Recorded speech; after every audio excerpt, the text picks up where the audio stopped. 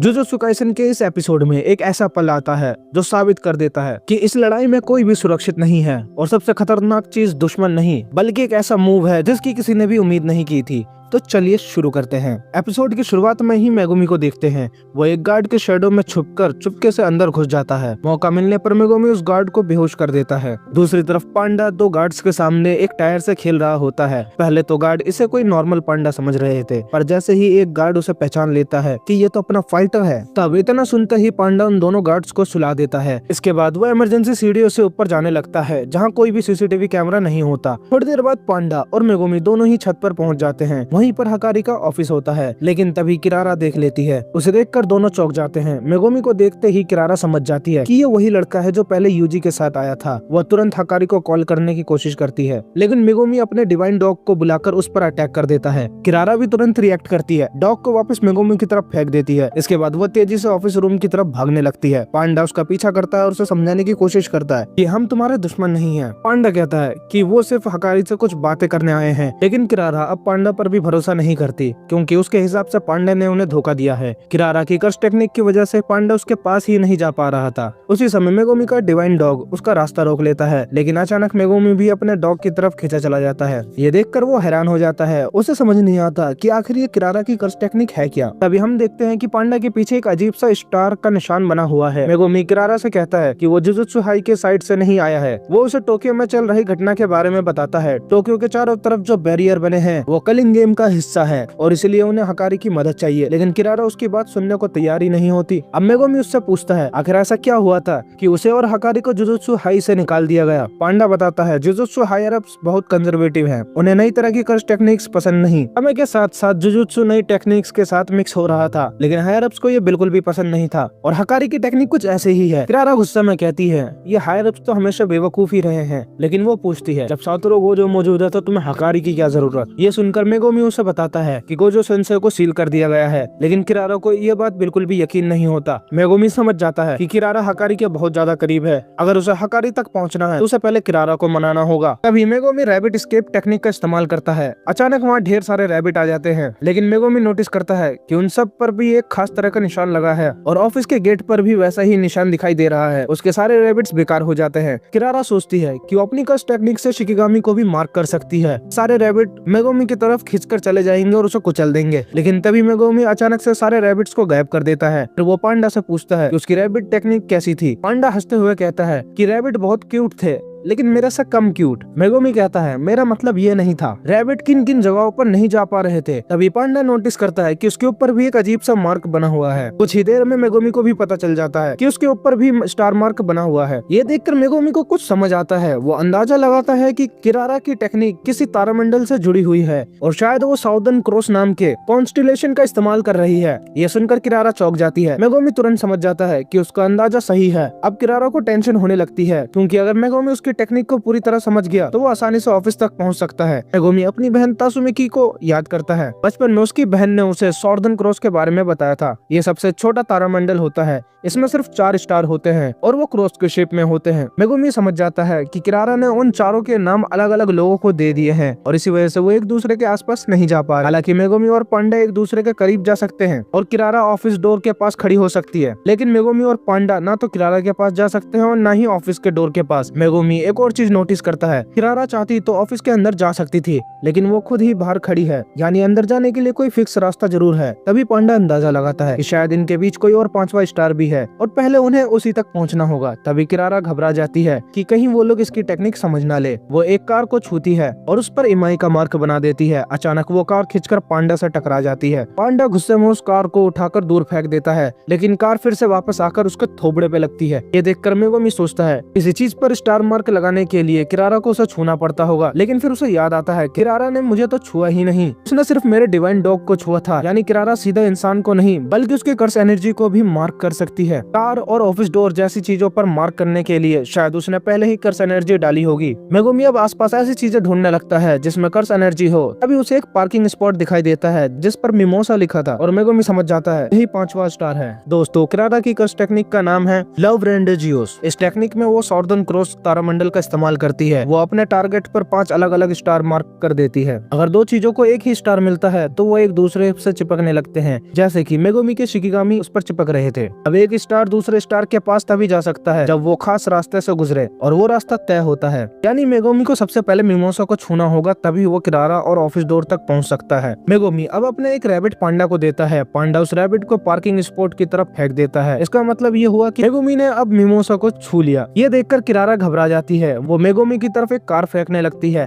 लेकिन तभी उसके पीछे डिवाइन डॉग आकर उसे पकड़ लेता है। किरारा को ये याद आता है कि मेगुमी ने अपने डिवाइन डॉग को गायब नहीं किया था, उसने उसे चुपचाप एक दीवार के पीछे छुपा दिया था। जैसे ही किरारा उन दोनों के बीच आई, मेगुमी ने डॉग को रिलीज कर दिया और डॉग उसे खींचते हुए सीधा मेगुमी के पास ले आया। अब मजबूरी में किरारा अपनी टेक्निक बंद कर देती है। मेगुमी उसका हाथ बांध देता है और कहता है, अब हमारी बात ध्यान से सुनो। किरारा पूछती है कि उसने ऐसे कैसे किया, कि उसे कैसे पता था कि डॉग उसकी तरफ आएगा, क्योंकि वो खुद भी तो डॉग की तरफ जा सकता था। मेगुमी कहता है, ये तो बस एक तुक्का था, लेकिन अब मैं समझ गया हूँ कि जिसके पास ज्यादा कर्स एनर्जी होती है कि सारी चीजें उसी की तरफ खींची चली जाती हैं। मेगुमी की समझदारी देखकर किरारा भी इम्प्रेस हो जाती है। मेगुमी अब उसे छोड़ देता है और कहता है उसके पास ज्यादा टाइम नहीं है। किरारा आखिरकार मान जाती है, लेकिन तभी अचानक ऑफिस का दरवाजा टूट जाता है और यूजी बाहर आकर गिरता है। असल में उसे हकारी ने बाहर फेंक दिया था। हकारी उसे फिर से एक और जोरदार मुक्का मारता है, लेकिन वो हैरान रह जाता है क्योंकि यूजी बचने की बिल्कुल भी कोशिश नहीं कर रहा था। हकारी गुस्से में पूछता है, तू पागल तो नहीं है? दरअसल यूजी मन ही मन सोच रहा था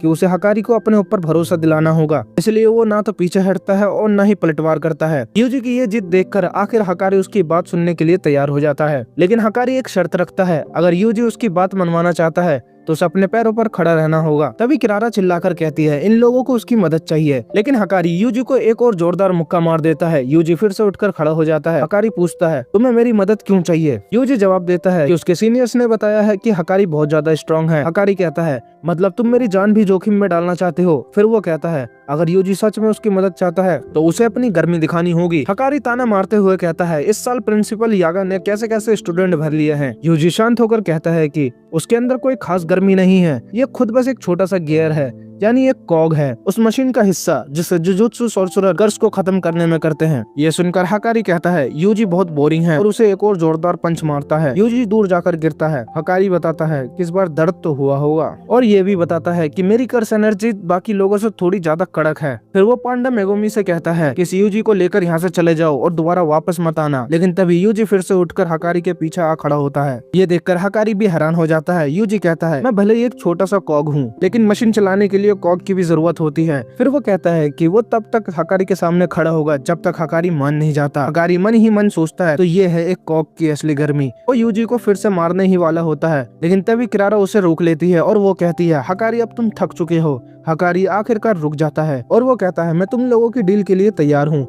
किरारा बताती है, हकारी भले ही हायरब से नफरत करता हो, लेकिन उसकी गर्मी तब बाहर आती है जब वो जुजुत्सु हाई में रहकर लोगों की मदद करता है। तभी अचानक से एक शिकिगामी वहाँ आ जाता है जिसका नाम है कोगाने, जो कलिंग गेम की नई जानकारी देने आया है। कोगाने बताता है कि गेम में एक नया रूल जुड़ा है, रूल नंबर 9। अब कोई भी प्लेयर्स एक दूसरे की पूरी जानकारी देख सकते हैं, जैसे कि उसका नाम, उसके पास पॉइंट्स कितने हैं और वो कौन से कॉलोनी में है। हम देखते हैं कि ये नया रूल काशिमो नाम के प्लेयर्स ने जोड़ा है। उसने पहले ही इतने सॉर्सरर को हरा दिया था कि उसके पास अब 200 पॉइंट हो चुके हैं, लेकिन उसे सब लोग बहुत कमजोर लग रहे थे। वो सोचता है 400 साल पहले के सॉर्सरर कई ज्यादा स्ट्रॉन्ग थे, जिससे वो पहले लड़ चुका है। अब काशिमो सीधा सुकुना से लड़ना चाहता है, इसलिए वो अपने 100 पॉइंट्स को खर्च करके नया रूल बनाता है ताकि सभी प्लेयर्स एक दूसरे की जानकारी देख सके। अब सीन कट होता है और हम सासाकी को देखते हैं। दोस्तों, ये वही लड़की है जो कभी यूजी के स्कूल की दोस्त थी। यूजी पहले इसके भूतिया क्लब में भी था। तभी उसके सामने केंजाकू आ जाता है। वो खुद को एक सॉर्सरर बताता है। वो कहता है कि उसने इस कॉलोनी में एक बैरियर बनाया है और इस बैरियर के अंदर कलिंग गेम खेला जाएगा, और आगे बताता है कि थोड़ी ही दूर पर एक एग्जिट ग्राउंड है, यही इस बैरियर का सेंटर पॉइंट है और ये पूरा बैरियर करीब 5 से 6 किलोमीटर तक फैला हुआ है। केंजाकू कहता है, मैंने इस बैरियर को बनाने में बहुत मेहनत करी है, लेकिन मैं किसी को यहाँ जबरदस्ती खेलने के लिए मजबूर नहीं कर सकता। जो आम लोग पहले से ही इस बैरियर में रह रहे हैं, उन्हें यहाँ से जाने का एक मौका दिया जाएगा। वो खुद उस बैरियर के बाहर तक छोड़ के आएगा और बाहर जाने के बाद उसे लगेगा जैसे ये एक सपना था। ये सुनकर सासाकी पूछती है, क्या ये सच में सपना है? केंजाकू जवाब देता है, वो सपने और हकीकत के बीच की दुनिया में है।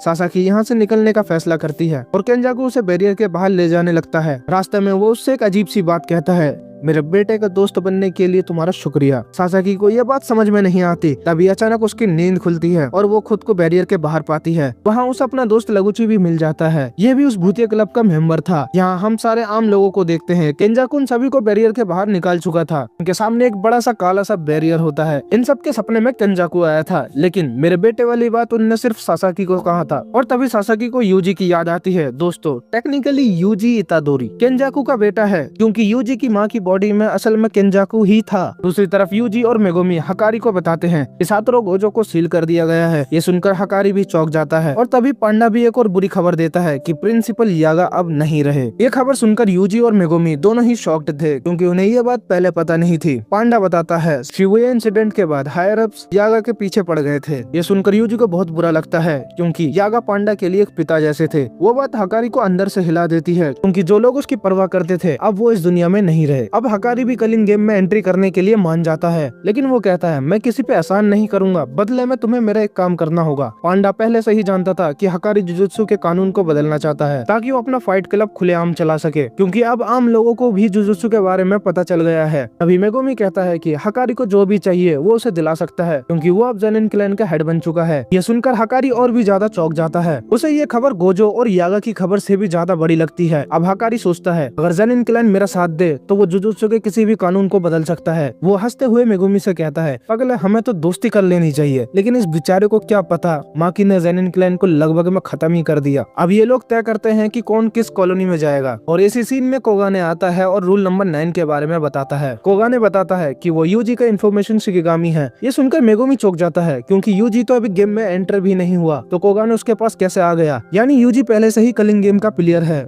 ये सुनकर सबको शक होता है, कहीं इसके पीछे सुकुना का हाथ हो सकता है। शायद उसने हजारों साल पहले केंजाकू से कॉन्ट्रैक्ट किया हो, ठीक वैसे ही जैसे पुराने सोर्सरर्स ने किया था, कि अगर उन्हें दोबारा जिंदा कर दिया जाए तो वो कलिंग गेम में हिस्सा लेंगे। लेकिन मेगुमी को एक बात समझ में नहीं आती, क्या यूजी का सुकुना की उंगली को खाना सिर्फ एक फैसला था या फिर एक केंजाकू का कोई बड़ा प्लान। अब ये लोग बाकी प्लेयर्स की लिस्ट निकालते हैं। अभी उन्हें पता चलता है कि कोशिमा के पास पहले से ही 200 पॉइंट है, मतलब उसने कम से कम 40 लोगों को एलिमिनेट किया है। मेगुमी सोचता है अगर वो कोशिमा को एक और रूल जोड़ने के लिए मना ले तो उन्हें किसी को मारने की जरूरत नहीं पड़ेगी। वो कोगाने से पूछते हैं कि 100 पॉइंट्स वाले और कितने प्लेयर्स हैं। तब पता चलता है कि कोशिमा के अलावा सिर्फ एक और प्लेयर है, जिसका नाम है हिगुरुमा। मेगुमी का प्लान था कि कुछ ऐसे रूल्स ऐड करवाए जाएं जिससे तात्सुमिकी जैसे मासूम लोग गेम छोड़कर जा सके। सबसे पहले उसे रूल नंबर 8 को बदलना होगा। इस रूल के अनुसार अगर किसी प्लेयर के पॉइंट्स 19 दिन तक नहीं बदलते तो वह एलिमिनेट हो जाएगा। इसलिए वो एक नया रूल जोड़ना चाहते हैं कि प्लेयर्स एक दूसरे को अपने पॉइंट्स ट्रांसफर कर सकते हैं। इससे उन्हें किसी को मारना नहीं पड़ेगा। दूसरा रूल ये होगा कि कोई भी प्लेयर अपने पॉइंट्स को खर्च करके गेम को छोड़ सकता है। लेकिन हकारी कहता है इतना बड़ा रूल गेम मास्टर नहीं मानेगा। तब मेगुमी कहता है कि इसमें एक और कंडीशन जोड़ देंगे, जो प्लेयर छोड़ के जाएगा वो अपने बदले किसी और को भेजेगा। अब इनका प्लान तय हो चुका है। उन्हें एंजल को ढूंढना है, जो सातोरू गोजो को प्रिज्म रियल्म से आजाद कर सकती है। साथ ही उन्हें कोशिमा या हिगुरुमा को ढूंढना होगा। लेकिन प्लेयर्स की लिस्ट में उन्हें एंजल का नाम नहीं मिलता। पांडा कहता है कि शायद उसका असली नाम कुछ और हो, लेकिन टेंगन ने बताया था कि एंजल टोक्यो के कॉलोनी नंबर 2 में है। हकारी पूछता है वो दिखती कैसी है। मेगुमी कहता है जब तुम उसे देखोगे तो खुद समझ जाओगे। हकारी और पांडा कॉलोनी नंबर 2 में जाएंगे, वहीं यूजी और मेगुमी कॉलोनी नंबर 1 में जाएंगे, और किरारा बैरियर के बाहर होगी। कोशिमा सबसे खतरनाक प्लेयर लग रहा है, इसलिए उससे हकारी ही लड़ेगा, और पांडा अपनी सूंघने की शक्ति से एंजल को ढूंढेगा। किरारा पूछती है कि मुझे बाहर क्यों रखा। हकारी बताता है जब से यूटा बैरियर के अंदर गया है उसे बाहर से कोई संपर्क नहीं किया, मतलब बैरियर के अंदर जाते ही बाहर की दुनिया से कनेक्शन खत्म। इसलिए बाहर की खबर रखने के लिए किसी न किसी को रुकना होगा। यूजी नहीं चाहता था कि वो मेगुमी के साथ कॉलोनी में जाए, क्योंकि उसे डर था कहीं सुकुना मेगुमी को नुकसान ना पहुंचाए। लेकिन मेगुमी उसे समझाता है ऐसा कुछ नहीं होगा, और हकारी का प्लान बिल्कुल परफेक्ट है। यूजी, मेगुमी, हकारी और पांडा बैरियर के पास पहुंच जाते हैं। यहाँ कोगा ने उन्हें समझाता है कि इस बैरियर के अंदर कलिंग गेम चल रहा है, और अगर वो इसमें एंट्री करते हैं तो तुम भी कलिंग गेम के खिलाड़ी बन जाओगे। चारों बिना हिचकिचाए हाँ कर देते हैं। और दूसरी तरफ कॉलोनी नंबर 1 के अंदर हम एक औरत हानियो को देखते हैं, जो वॉकी टॉकी से रिन नाम के लड़के से बात कर रही थी। रिन आसमान की तरफ देख रहा था जैसे वो किसी का इंतजार कर रहा हो। तभी हानियो अपनी कस्ट टेक्निक एक्टिवेट करती है और उसके बाल जेट के इंजन जैसे बन जाते हैं, और वो हवा में एक प्लेन की तरह उड़ने लगती है। उधर बैरियर के बाहर यूजी और मेगुमी बात कर रहे थे। मेगुमी कहता है उन्हें पुराने सोर्सरर से बच के रहना होगा, क्योंकि उनके लिए इंसानों की जान कुछ मायने नहीं रखती। शायद इसी वजह से उन्होंने कई 100 साल पहले केंजाकू से कॉन्ट्रैक्ट किया था और इस कलिंग गेम का हिस्सा बने। मेगुमी को लगता है कोशिमा और हिगुरुमा जैसे खिलाड़ी इनकी बात इतनी आसानी से नहीं मानेंगे। हमें कर्स स्पिरिट से भी बचकर रहना होगा। खासकर रात के समय। लेकिन मेगुमी को उम्मीद है कि नए सॉर्सरर जो तात्सुमी की तरह इस गेम में मजबूरी में फंसे हैं, वो जरूर उनकी मदद करेंगे। इसलिए उनका पहला टारगेट होगा हिगुरोमा को ढूंढना। अब दोनों बैरियर में एंट्री करते हैं, लेकिन अंदर जाते ही कुछ अजीब होता है। दोनों अचानक अलग हो जाते हैं और आसमान से टपकते हैं। असल में ये गेम का नियम है, जो भी कोई नया प्लेयर एंट्री मारता है तो वो सीधा आसमान से गिरता है, और इसके लिए कॉलोनी में नो फिक्स लोकेशन बनाई गई है। लेकिन कुछ खिलाड़ी इन जगहों पर पहले से ही कैंप करके बैठे थे, ताकि जैसे ही कोई नया प्लेयर आए वो उसे तुरंत खत्म कर दे। रिन आसमान में गिरते हुए यूजी को देखता है और तुरंत सिग्नल दे देता है। तभी हानियो उड़ते हुए आती है और सीधा यूजी को टक्कर मार देती है। दोनों एक बिल्डिंग से टकरा जाते हैं, लेकिन हानियो हैरान हो जाती है क्योंकि यूजी को कुछ भी नहीं हुआ था। तब उसे समझ में आ जाता है कि यूजी कोई मामूली बच्चा नहीं है। अब उसे समझ में आ जाता है कि यूजी बहुत ताकतवर है। वो अपने पार्टनर को भी बुला लेती है, लेकिन तभी यूजी उसे एक पत्थर फेंक कर मारता है और वो कटी पतंग की तरह गिर जाती है। अब उसका पार्टनर हावा वहाँ पहुँच जाता है, जिसकी टेक्निक हेलीकॉप्टर जैसी है। उसके बाद हेलीकॉप्टर के पंखों की तरह घूमने लगते हैं। हावा गुस्से में यूजी पर हमला कर देता है, लेकिन यूजी उसकी टांग पकड़कर उसे नीचे पटक देता है। अब हावा को समझ में आता है कि यूजी भी स्ट्रॉन्ग है। लड़ाई के दौरान यूजी बिल्डिंग के अंदर चला जाता है और हावा उस बिल्डिंग को काटते हुए अंदर घुस जाता है। तब यूजी उसके सर पे एक जोरदार पंच मारता है, जिससे हावा वहाँ चक्कर खाकर गिर जाता है। लेकिन वो फिर भी नहीं रुकता,